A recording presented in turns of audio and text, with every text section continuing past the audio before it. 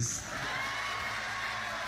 यहाँ केही नभए पनि जस यहाँबाट चाहिँ दाइहरूले बाटो देखाइदिनुहुन्छ र बाटो हामीले समात्ने हुने नि त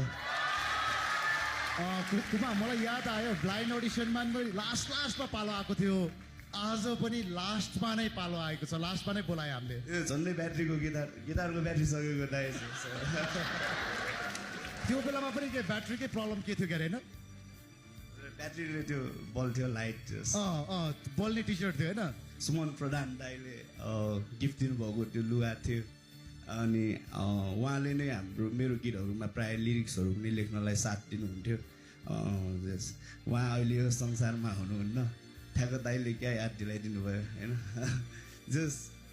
त्यो लुगादेखि लिएर होइन दाइ मेरो अहिलेसम्मको जिन्दगीमा चाहिँ धेरै चिज त्यो त्यही लुगाबाट सुरु भएको त्यो दाइले नै गिफ्ट दिनुभएको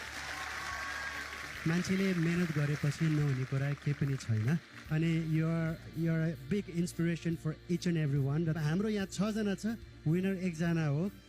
अब विनर भए पनि नभए पनि होइन उहाँहरू 6 जनालाई पनि एउटा यही मञ्चबाट गएको मान्छेले मेहनत गरेर यो ठाउँसम्म पुग्छ भन्ने कुरा देखाएको छ है राम्रो होस् भाइलाई खुसी होस् ल यो सानो खदा मेरो तर्फबाट है त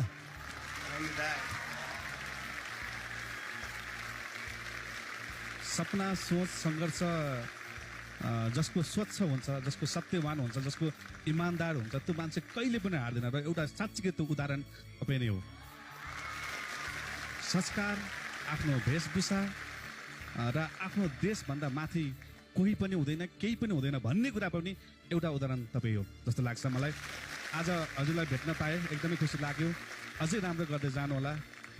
शुभकामना छ म त बिग फ्यान हो या तपाईँको थ्याङ्क यू हजुरहरूको यो ब्यान्डको पनि एकदमै एडमायर गर्न चाहे एकदमै धेरै सम्मान दिन चाहे तपाईँहरूको ब्यान्डलाई जुन